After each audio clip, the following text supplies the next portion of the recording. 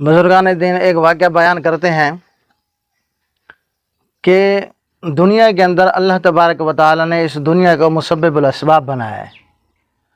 حقیقی ذات رزق کی، موت حیاتی کی اللہ کی ذات مالک ہے۔ ایک بندہ کسی کے پاس کام کرتا تھا، اس کا سیٹ اس سے راضی تھا اور خوش تھا، اور اس نے کیا کیا کہ اس کی تنخواہ جو ہے نا 5,000 مہینہ بڑھا دی کہ یہ بندہ کام اچھا کرتا ہے، میں اس سے راضی ہوں۔ لیکن واقعہ یہ ہوا کہ اس بندے نے اس کا شکریہ ادا نہیں کیا، جیسے معمول کے مطابق چل رہا تھا ویسے چلتا رہا۔ اللہ کا کرنا ایسا ہوا کہ اس سیٹ نے محسوس کر لیا کہ یار اس بندے نے شکریہ بھی ادا نہیں کیا اور میرے پاس آیا ہی نہیں اور مجھے ملا ہی نہیں اور کہا ہی نہیں۔ تو اس نے پھر 2 مہینے بعد اس کی تنخواہ 5,000 کم کر دی، جو بڑھائے تھے وہ کم کر دیے۔ پھر بھی وہ معمول کے مطابق چلتا رہا، وہ آیا ہی نہیں۔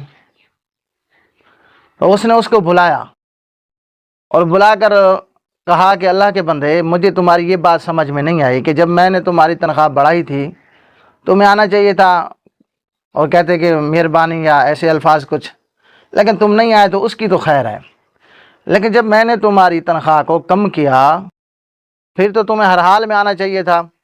صاحب ظاہر جس کی تنخواہیں کم ہوتی ہیں وہ پوچھتے ہیں، احتجاج کرتے ہیں کہ کیا مسئلہ ہوا، کس وجہ سے کم ہوئی، لوگ ترقی کرتے ہیں، ہم پستی کی طرف جا رہے ہیں۔ تو اس نے کہا کہ سیٹھ صاحب بات یہ ہے کہ آپ اور میں تو ایک دوسرے کے سبب ہیں، حقیقی ذات تو اللہ کی ذات ہے جو رزق روزی کی مالک ہے، اس نے وعدہ کیا ہوا ہے۔ میرے ساتھ 2 معاملے عجیب ہوئے، اس وجہ سے میں نے اللہ کا تو شکر ادا کیا اور آپ کو میں نے محسوس ہی نہیں ہونے دیا۔ کہا کہ وہ کیسے، کیا بات ہوئی؟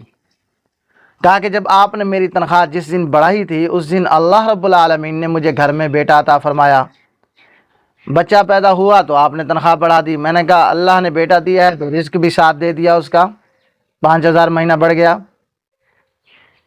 اور پھر میں اللہ کا شکر ادا کرتا رہا اور چلتا رہا۔ آپ سے میں نے کچھ بھی نہیں کہا کہ یہ تو اللہ کی طرف سے ہے، سبب ہے سیٹھ صاحب۔ دیکھو اللہ نے اولاد دی تو ساتھ رزق بھی دے دیا۔ پھر اسی طرح جب آپ نے 2 مہینے بعد تنخواہ کو کم کر دیا تو پھر یہ ہوا اللہ کا کرنا کہ ان دنوں میں میری والدہ کا انتقال ہو گیا۔ تو میں نے کہا اماں جان بھی دنیا سے چلی گئی تو اس کے حصے کا جو رزق تھا وہ بھی چلا گیا۔